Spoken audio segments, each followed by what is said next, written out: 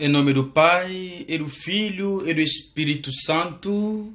Amém. Caríssimos irmãos e irmãs, bem-vindos a esta liturgia diária da segunda-feira, dia 27. Nós gostaríamos de refletir nesta segunda-feira como continuidade da liturgia de ontem, domingo, sobre o tema de testemunho.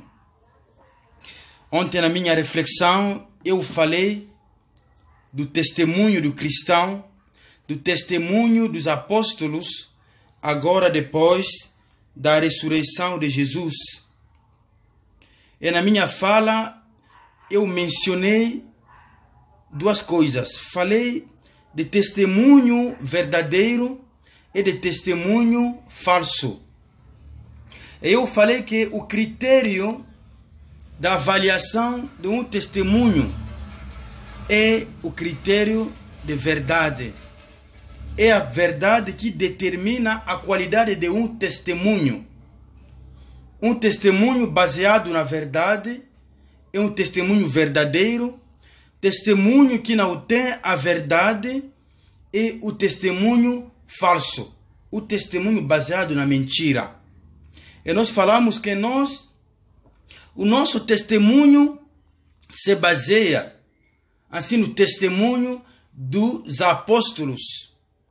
Eles que viram Jesus ressuscitado e contaram o que eles viram. E nós também, o testemunho que nós damos sobre Jesus se baseia neste testemunho dos apóstolos. Outra coisa que eu falei é que o testemunho dos apóstolos ou dos discípulos sempre se refere no testemunho do Mestre, que é Jesus. Como nós acompanhamos ontem na primeira leitura, e também, sobretudo, no Evangelho, aonde os discípulos de Emaús falaram que Jesus era um profeta poderoso nas palavras e nas obras.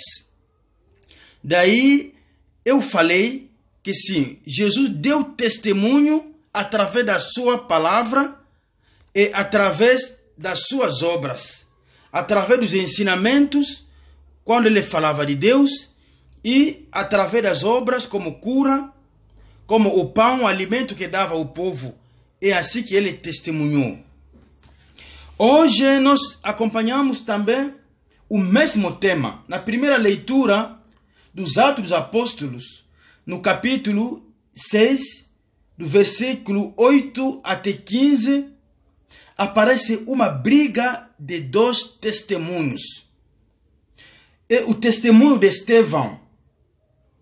Como nós ouvimos, Estevão, que era diácono, cheio do Espírito Santo, dava testemunho.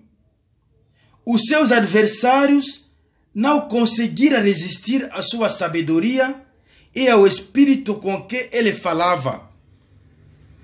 Eles inventaram testemunho falso, dizendo que esse homem disse que vai destruir esse lugar santo. Esse homem estava falando blasfêmias. Esse homem estava falando a respeito de Jesus, o Nazareno, que ia destruir esse lugar e mudar os costumes que Moisés nos transmitiu. Fizeram um monte de acusações. Que esse homem falou blasfêmias contra Moisés e contra Deus. E entregaram Estevão no sinédrio para ser condenado, para ser julgado. Isso aí é testemunho falso contra uma pessoa. É o testemunho assim fundamentado sobre a mentira para condenar uma pessoa. Estevão dava testemunho fundamentado sobre a verdade, mas os seus adversários, para brigar, para combater Estevão, inventaram testemunho sobre a mentira. Veja, isso aí é a briga da mentira contra a verdade. A briga da mentira contra a sabedoria divina. Esta palavra, esse gesto, ou esse acontecimento é tão atual. A mentira não gosta da verdade. O preguiçoso nunca gosta do trabalhador. Quando uma pessoa vive na verdade, você vai ver que tem pessoas que são mentirosos, que entram no meio e que começam a combater. A verdade às vezes ameaça. Isso pode ser uma experiência sua também. E de muitos de nós. Quantas vezes uma pessoa é odiada pelos outros simplesmente porque vive na verdade, porque faz direitinho o seu trabalho entre as pessoas para combater. Esse aqui é o caso de Estevão.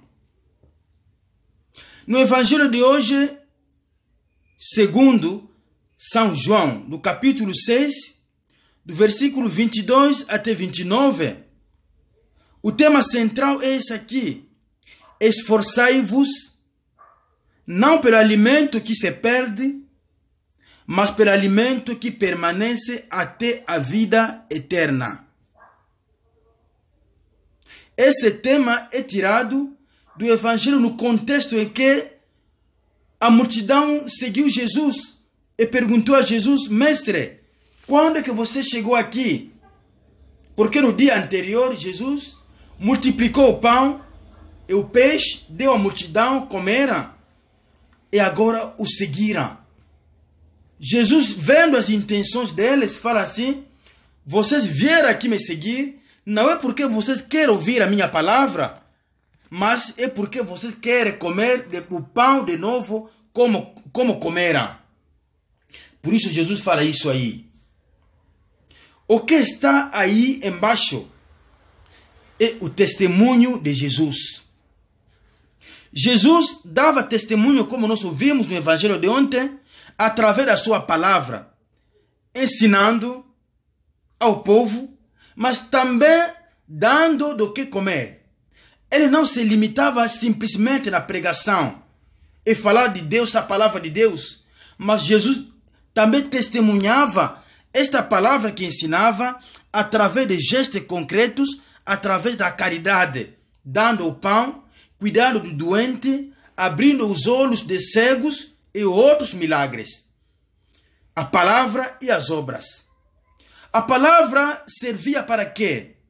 Servia para fundamentar assim a opinião, para fundamentar a doutrina, para fundamentar o gesto concreto da caridade que faz, para explicar o porquê da caridade, o sentido que a caridade tem, a ligação que tem em si a ver com Deus. Mas aqueles que recebiam esse pão confundiam, não deram atenção à palavra, deixaram de lado a escuta da palavra, só se focalizaram a atenção no pão. Por isso Jesus vem fazer essa observação. Vocês não podem ficar apenas no pão, no gesto do pão. Não, mas tem que escutar também a palavra. Tem que pegar esta palavra e colocar no vosso coração. Essa palavra que vai assim mexer com vocês e que vai levar vocês a fazer o mesmo que eu faço com vocês. Irmão, eu tenho uma experiência, por exemplo. Acontece algumas vezes quando eu vou ao encontro dos irmãos, alguns irmãos, fazer a caridade com os irmãos. O que eu percebi? Eu peço às pessoas de colocar, por exemplo, o nome numa lista para pedir alguma coisa, para pegar uma ajuda. Mas aconteceu algumas vezes, eu vejo um irmão que coloca 2 nomes para receber assim 2 vezes. Enquanto tem outras pessoas que precisam. Talvez eu levo a comida assim para 10 pessoas. E uma pessoa coloca 2 nomes ou 3 nomes para pegar mais do que os outros. e outro que chega depois falta. Isso aí é o quê? Quer dizer o quê? É exatamente o que Jesus acabou de falar para nós hoje. Uma pessoa que quer receber só ele, muito não pensa nos outros, é uma pessoa que coloca atenção mais no alimento que passa. E se deixa levar pelo egoísmo. Por que essa pessoa se deixa levar pelo egoísmo? É porque no seu coração não tem a palavra que o ensina que nós precisamos partilhar com os outros. Esse fundamento aí da palavra não está dentro da pessoa, por isso a pessoa está agindo com egoísmo total. Isso é a importância da palavra primeiro. Jesus ensina da palavra para que essa palavra venha fundamentar o meu agir, o meu gesto, a minha maneira de proceder. Isso é a importância da palavra. Acontece também muitas vezes assim, a gente vai numa festa. Tem uma festa, mas a festa inicia primeiro com uma missa, com a escuta da palavra de Deus, com uma oração. Mas você vai ver uma pessoa que fala assim, olha, eu vou chegar só na hora do almoço, na hora de oração não vou chegar não. Almoço é meio-dia e oração é 10h30. Ou 11h30. A pessoa não chega a 11h30, vem bem na hora do almoço para não participar na oração. Esse gesto, esta maneira de agir, mostra que a pessoa dá mais importância na comida do que no alimento da vida eterna, que é a palavra de Deus. Isso pode ser também teu caso, meu caso.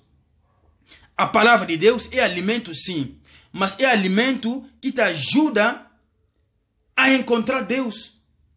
O pão que nós recebemos aqui é o alimento que fortalece apenas o nosso corpo para continuar a viver como filho de Deus, para continuar a viver a palavra. Quantas vezes nós damos mais importância no pão que apenas dá força ao corpo e que passa, e nós deixamos de lado o pão da vida eterna. O Senhor esteja convosco, Ele está no meio de nós. Abençoe-vos Deus Todo-Poderoso, Pai, Filho, Espírito Santo. Amém.